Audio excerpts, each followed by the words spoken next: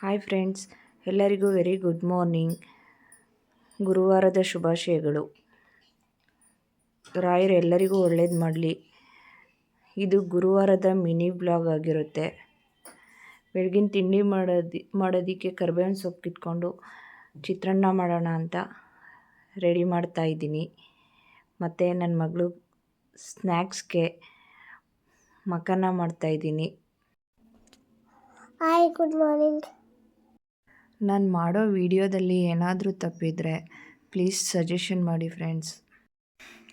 ನನ್ನ ಮಗಳಿಗೆ ಮತ್ತು ನನಗೆ ಲಂಚ್ ಬಾಕ್ಸ್ ರೆಡಿ ಮಾಡಿಕೊಂಡು ನನ್ನ ಮಗಳು ಸ್ಕೂಲಿಗೆ ಹೋದ್ಮೇಲೆ ನಾನು ಮನೆಯಲ್ಲಿ ದೀಪ ಹಚ್ಚಿ ಆಫೀಸ್ಗೆ ಹೊರಡೋಕ್ಕೆ ಮುಂಚೆನೇ ರಾಘವೇಂದ್ರ ಸ್ವಾಮಿ ಮಠಕ್ಕೆ ಹೋಗಿ ರಾಯರ ದರ್ಶನ ಪಡೆದು ಆಫೀಸ್ಗೆ ಹೋದೆ ಫ್ರೆಂಡ್ಸ್.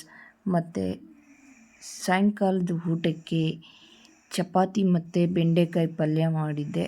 ಇದಾಗಿತ್ತು ಗುರುವಾರದ ಮಿನಿ ಬ್ಲಾಗ್. Bye friends.